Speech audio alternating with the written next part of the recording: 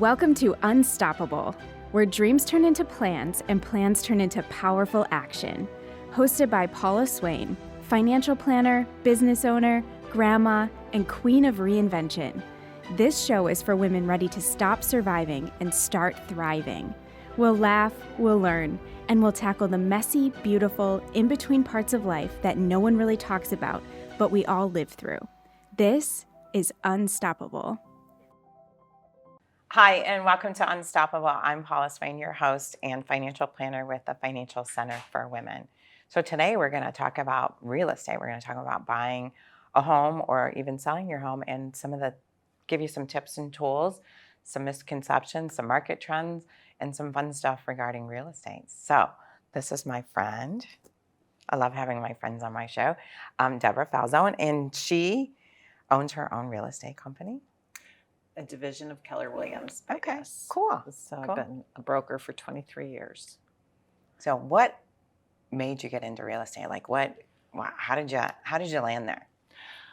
23 years ago, a little, long story short, little serendipity kind of thing where two people in the same week said you ought to go into real estate because you'd be really good at it. But meanwhile, I was, along with my husband, running a very large plumbing company, and I was like, no, I've got plenty on my plate. But then, God sends you signs, and Yes, he he has does. to send me a couple of signs. So as I was talking to the second person that was telling me, I jumped on my computer and Googled the School of Real Estate's email address and signed up for class literally right there, and surprised my husband when he came home and said, so next week I won't be in to work because I'm going to be getting my license. Should we plug your husband's business right now?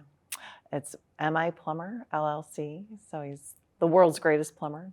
Yes, he helped me out when I didn't do what I was supposed to do, and my pipes froze this winter. And he walked me through that whole process. He held my hand. He was awesome. He's really a awesome. teacher when it Yes. comes to plumbing, for I sure. was very grateful to have him and you in my corner that day because I was a little stressed. It's a lot to deal with, the frozen pipes. Yes. Okay, so you start this business. Do you know a lot about real estate, or are you having to learn? So the class to get your license is 40 hours. And what the class teaches you is how to take the test. The one thing that I carried away from that class of 40 hours is I know how to calculate an acre. But that's pretty much it. That's in my business. We have to take tests like you do. Mm-hmm. So we have to take the same type of situation, but the class teaches you how to take the test. And most of the stuff you take on the test doesn't even relate to what we do for a living. It's crazy. No, if I could rewrite it, I would rewrite it. I would teach people what they need to do to work in the business. And a lot of that's good communication skills, understanding the needs of your client, having good listening to what they're really looking for, not necessarily what you think they should have. Similar to financial planning, Yes. It's a relationship with the client. It's understanding their motivations and their needs and their wants. And my job is to help them find that. So how do you work with a client that has big dreams but a small budget? Well, we can still fulfill those dreams, but yeah, the first step for a buyer is to get pre-approved.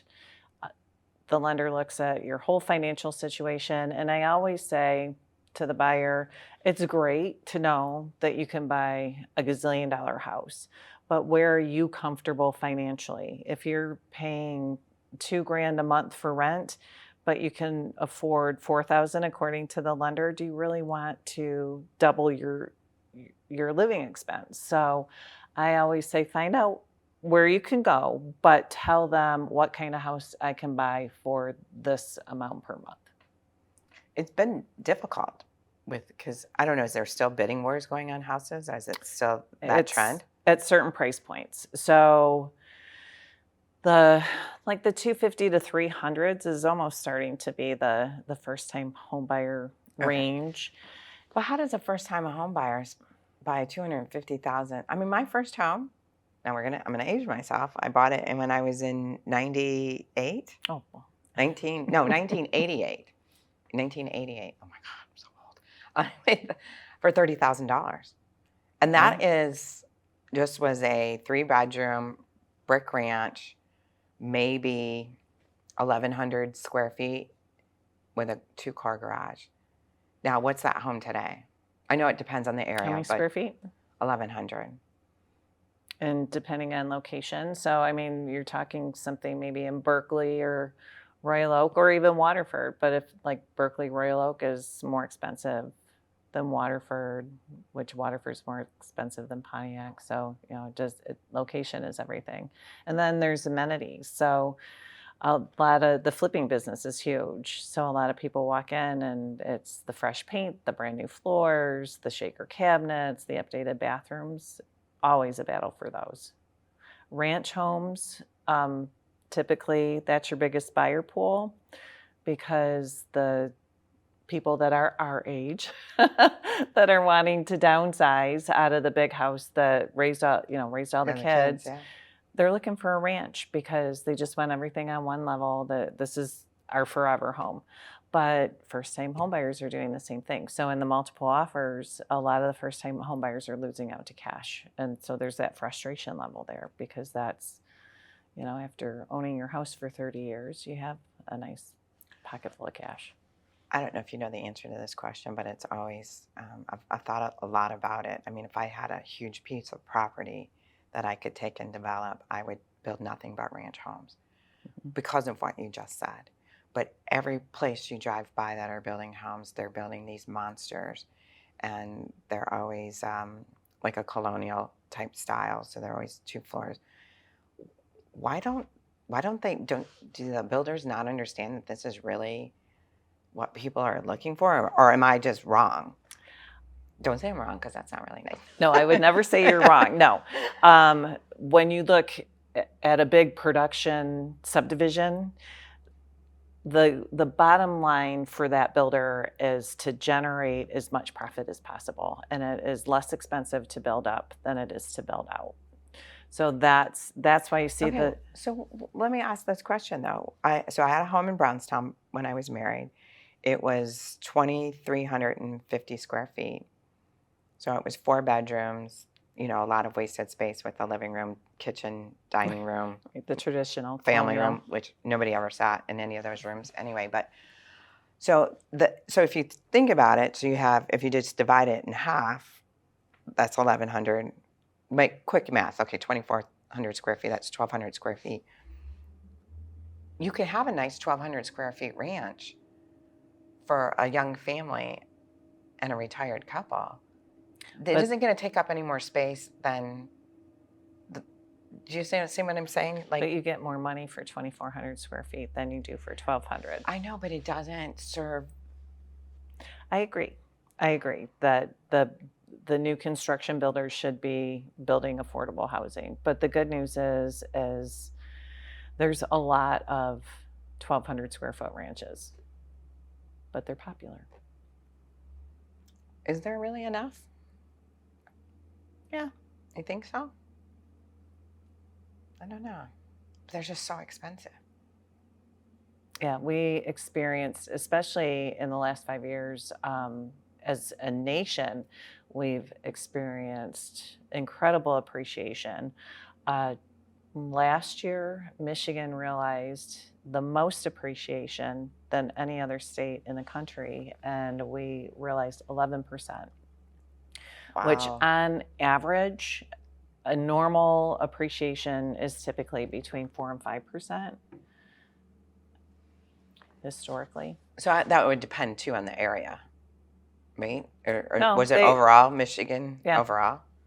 I'm doing math in my head to see how much my house appreciated. But, I can help you with that. with all the money I'm putting into it, I hope it's appreciating. It is, definitely. You're doing some great upgrades.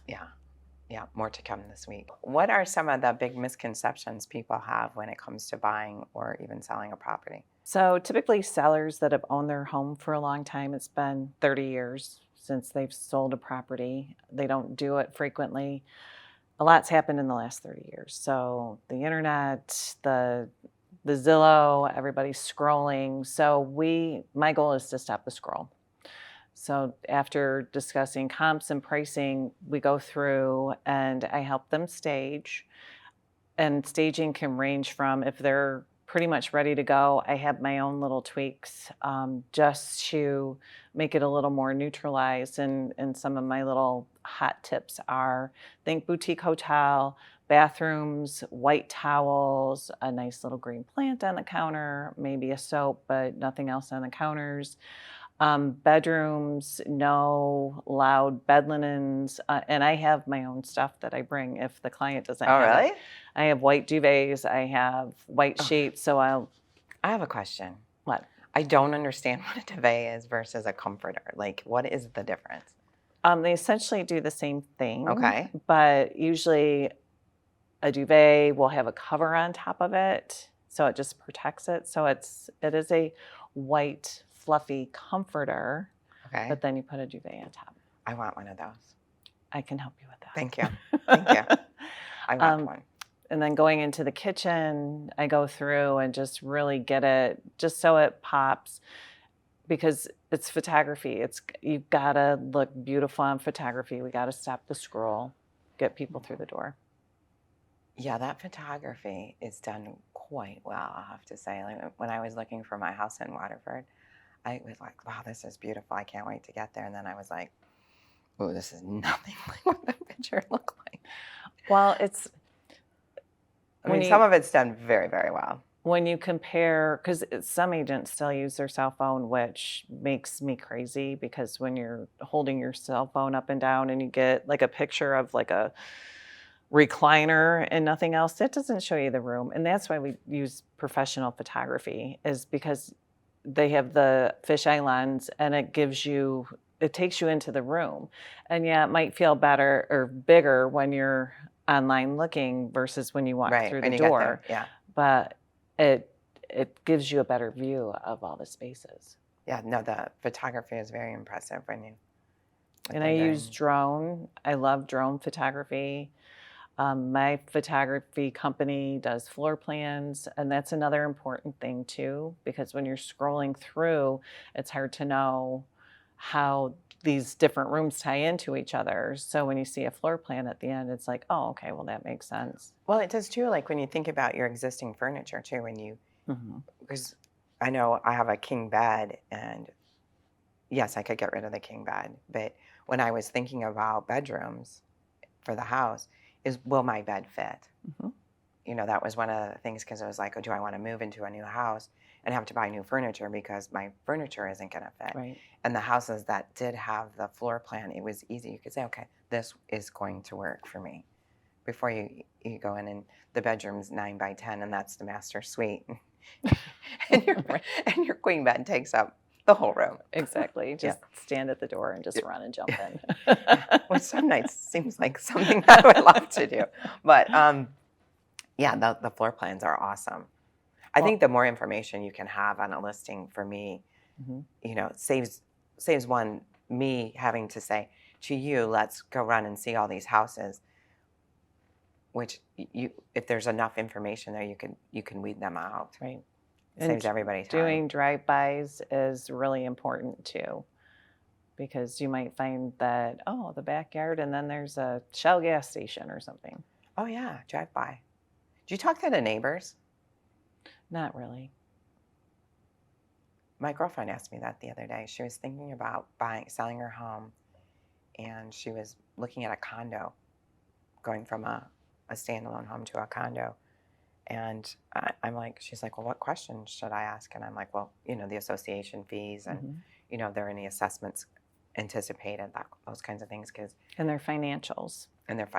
Huge with HOAs, because they're not all equal, and some HOAs are amazing with their money and they spend their money the way they're supposed to, and there's other HOAs, they don't know what black hole the money goes down, but some of them are, borderlining insolvent. So then that create special assessments, because, oh, wow, that building needs a new roof. Well, now not only have you been paying like a good owner, your HOA fee, now we're going to assess you $5,000 to get this roof done. Yeah, I know it happened to a couple of my clients that they had to pay, and it wasn't $5,000. It was a lot more than that. some assessments that they had. That's I think one of the downfalls to owning a condo is like, yes, you don't have to take care of the maintenance on the outside until you really do. And then it's expensive. And I know you have to do the same maintenance on your own home, but at least you're in a little bit more control than somebody else that's making the decisions for you with that HOA. Well, and if before you select a condo and you've already reviewed everything and their financials look really good, sit on the board. The board is open to everybody that lives in the community because they're all co-owners. So sit on the board and have a voice and say, no, I don't think we need to plant 40 fruit trees on the back 40 or whatever, I mean, Right. just Yeah. help manage. Well, I think you want to, I know we're going down the condo road right now, but you also want to know what that board is like if you're going to be purchasing, because some people just like power a little bit too much. True. And they try to, be the little Napoleon of the condo Absolutely. complex. This is the way we've always done it. Yes, yes, be leery of that. So what are some, like if I'm coming to you, I'm a new home buyer, and you got to hold my hand, Absolutely. so what are some tips you have for new home buyers? So that's what I do. A lot of hand holding, a lot of questions on both ends. I ask questions just to get a feel for where they're at, and people, I'm very open to answering any questions that they have. First things though is the biggest part is getting that pre-approval, and I have lenders that I work very closely with that are amazing, that take really, really great care of my clients. I go over the paperwork with them just to, these are different pieces that you need to be aware of. One of them is every contract has an inspection. We will have an inspection. The HOA topic that we just touched on, of course, title, I have a title company, so we handle title on our end to make sure that you get a free and clear title at closing. Learning what an earnest money deposit is, which that's having a little bit of skin in the game.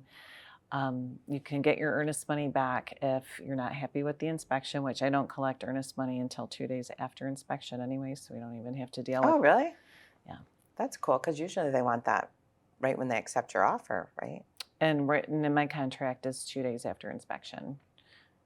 And That's cool. Yeah, then we don't have to do repetitive work. Do you suggest people get the home warranty, or no? That would be the buyer would, no, the seller would offer the home warranties. You know what I'm talking about? The home warranty can be offered by either. So if I have a house and say the furnace is 20 years old and the water heater's 10 and the AC is like 20 as well. Well, on paper, they're at the end of their useful life. Right. However, during inspection, they're working great. Right. So I write in the contract, the seller should provide the buyer with a 2-year home warranty. So what does that cost? Is it expensive? About $750 for a good one. Yeah, I wish I had that. Yeah, I wish I had had that. I think it was just a few months in that I had to replace the water heater. And then I have 2 water heaters actually, because there's an apartment above my garage. Oh, cool. And that water heater is not working correctly either. So there would have been 2. Yeah. Yeah, I wish I would have had that. Ron will take care of you. Yeah, I know. I thought about that today. I'm like, I got to get him over here to figure out why that water heater isn't working, or if it's just needs to be replaced. Because I think water heaters are about 8 to 12, 8 to 10. Yeah, and I think it's like 8 years old, so it's likely needs to be fixed. And are you on a well? No. Oh, you're on city. No. Okay, because a lot of times on a well, a lot of minerals get in the water, and that kind of settles on the bottom of the water heater. So now the water heater's got to heat through all that sediment. But this is not plumbing talk. This is real estate talk. I don't know. I could go either way with real estate or plumbing right now. Both conversations when we get. So what tips do you have for the seller? For the seller, let's just get your property priced correctly. So we look at the active homes that are similar to yours and position ourselves there. But we also look at what's pending, how long that it's been on the market, and then what sold. And this market has been moving a little quick. An appraiser will go back 180 days for solds.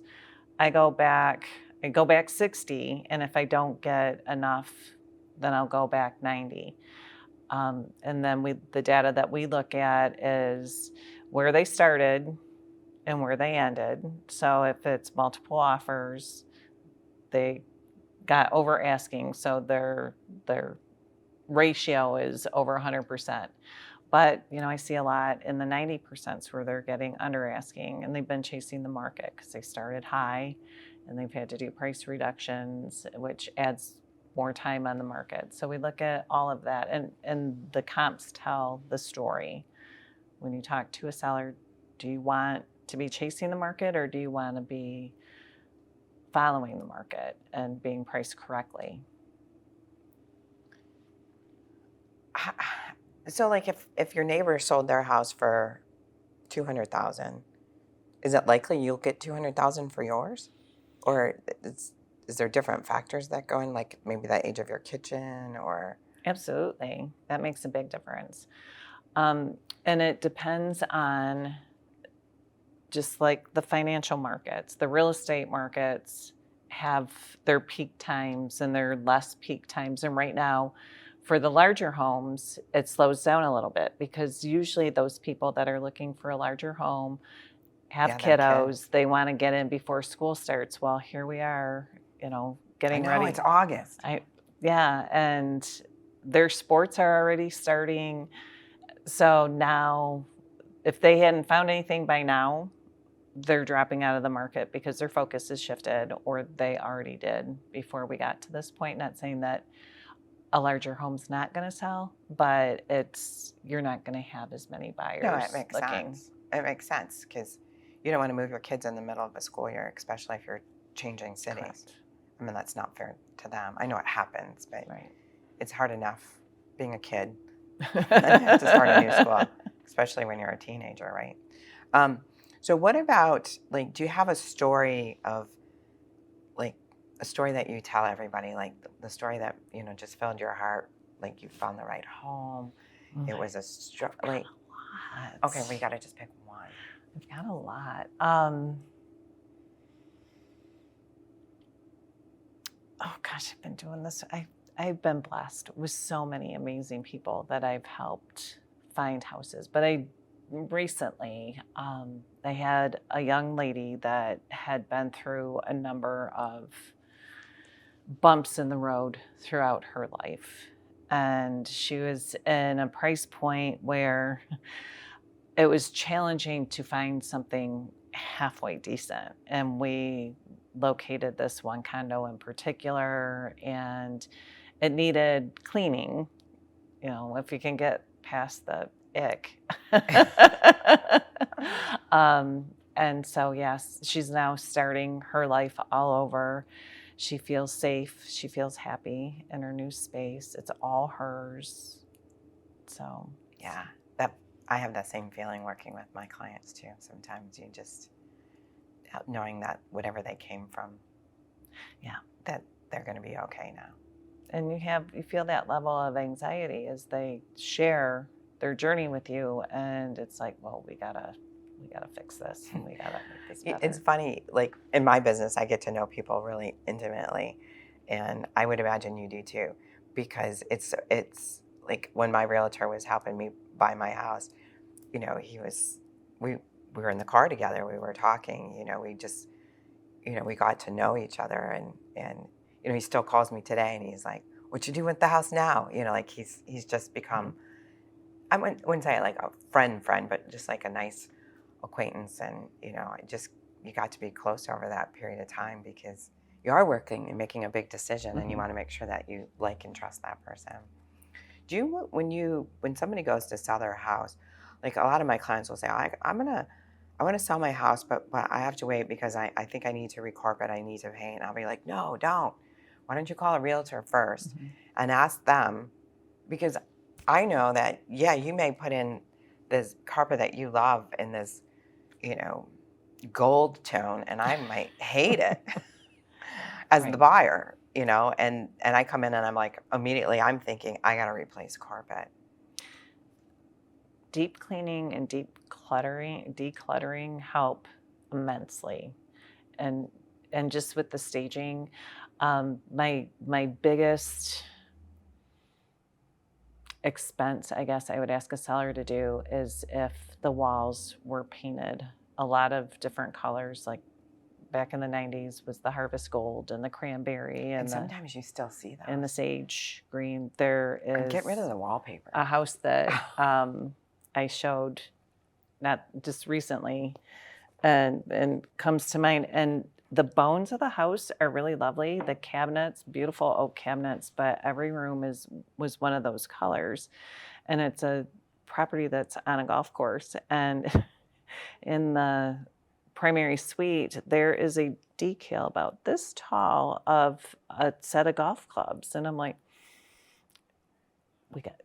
let's get rid of that. Let's just some nice creamy, a really nice creamy beige paint on everything. Do the ceilings, because if you think that your ceilings look white until you paint your walls, you'll notice a difference. Right. Yeah, I think that makes sense. You want the potential buyer to come in and look at the home and be able to see their stuff in there.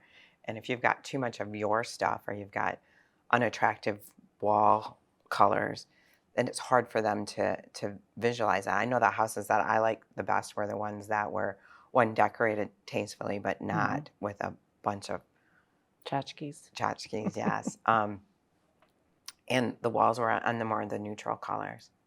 Because then I'm like, okay, I can see this. I can actually move in and not have to do anything. But if I'm moving into a house that has purple walls and pink walls, I know immediately I have to paint, and that adds a little bit more to being able to get into the home when you want to, because you would likely want to do that before you move in. Yeah, and as you go through room to room, and every room needs paint, then the buyer just is exhausted. They're like, it just needs too much work. Even though if it was just painted, it would be a beautiful home, but they're just, it's too much. Yeah. Yeah. So I think really everything we've talked about is you definitely need a realtor, and you need a good one. And you need someone who's going to listen to you and offer the staging or take you through the buying process. I know it's not it's a rewarding job, but you work some not so good hours. I don't have hours. I just work. What are you doing today, Deborah? I'm working, but it's Sunday. Well, I work when everybody else isn't working. I know. So, and 23 years, I love this job. And I couldn't imagine a 9 to 5 where I'm doing something. I love the relationships. I love the people. Most of my clients are return or referred, because when I started in 2002, there wasn't Zillow, there wasn't Facebook, we barely had the internet. And so when I started to meet people, I had to do an open house, or back then they called it floor time, where you sat in this little area and people would call into the office asking about houses. So it's all been relationship based from day one. Well, most everything is relationship based, Well, or a strong referral. The younger agents are really great with the Zillow buyers. Yeah, a friend of mine said that he was looking at a property up north, and he thought he was actually calling the realtor who had listed the property, but it wasn't the realtor that listed the property. It was somebody who had by Zillow leads or something.